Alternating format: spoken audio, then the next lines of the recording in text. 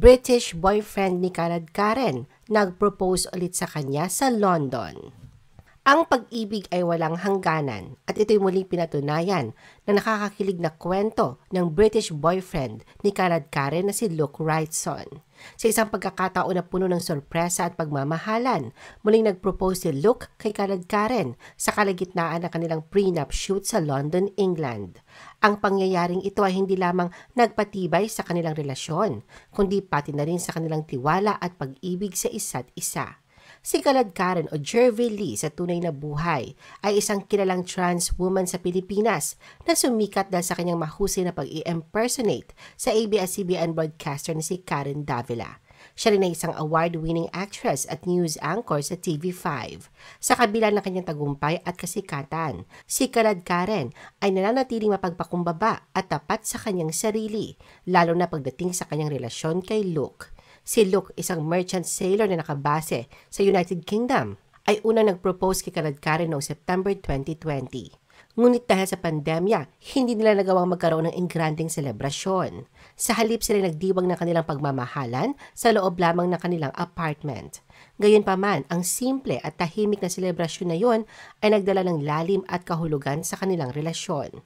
Nitong Webes, July 25, 2024, ibinahagi ni Karen sa Instagram ang mga litrato ng kanilang second proposal. Sa kanyang caption, inilarawan niya kaganapan bilang Proposal 2.0, crying in tears emojis, heart is full, hand is heavy, ring emoji, hashtag the Wrightsons. Ayon kay Karen, Luke and I got engaged in the middle of pandemic 4 years ago. It was just us two locked down in our apartment and we didn't even have the chance to have a proper photo shoot until now. Ipinahayag din niya kanyang kasiyahan sa sorpresa ni Luke. I thought it was just an ordinary prenup shoot. Sobrang gulat ko nang muli siya nag-propose here in our favorite city at may ring upgrade. Hu. Ang kwento ng pag-iibigan ni Karen at Luke ay nagsimula noong 2012 sa Hong Kong. Sa isang video na in-upload ni Karen sa YouTube, ibinahagi niya ang kanilang love story na puno ng kasiyahan at mga sorpresa. Sa unang pagkakataon pa lamang, nagkasundo na agad sila. Nagkaroon sila ng mga masasayang bakasyon at mas marami pang oras na magkasama. Pagkatapos ng 3 buwan na relasyon sa Hong Kong, sumama si Luke kay Karen sa Pilipinas. Hindi nagtagal, dumating ang panahon na ipinakilala na ni Karen si Luke sa kanyang pamilya. Bagamat tila isang simpleng pagtatagpo lamang, ito pala ay isang malaking sorpresa para kay Luke. Inilahad ni Karen na hindi lamang ang kanyang magulang ang naroon sa naturang okasyon, dahil isang buong pamilya ang sumalubong kay Luke na tila ba ito'y isang malaking handaan para sa kanila. Sa kanyang bahagi, kinumpirma ni Luke ang kwento ng kanyang fiancé at inamin ang kanyang pagkagulat sa dami ng mga dumalo. Pero nadama ni Luke ang kakaibang pagtrato ng mga Pilipino sa kanilang pamilya na para bang lahat ay kasama sa isang mahalagang okasyon. Dahil sa hindi inaasahang dami ng mga bisita mula sa maliit na mesa ay napuno nila ang halos buong itaas na palapag ng restaurant. Sa kabila ng kanyang pagkabigla, masaya si Luke na nakilala ang buong pamilya ni Karen at naranasan ang mainit na pagtanggap ng mga ito. Sa kabila ng mga pagkakaiba, tinanggap rin ng pamilya ni Luke si Karen ng buong buo. Isang malinaw na patunay ng tunay na pagmamahal at pag-unawa ang pag-aaral ng Tagalog ng ama ni Luke. Para sa isang banyaga, ang pag-aaral ng isang bagong wika ay isang malaking hakbang. Ipinapakita nito ang kanyang pagnanais na maging mas malapit kay Karen at iparamdam na siya ay bahagi ng kanilang pamilya.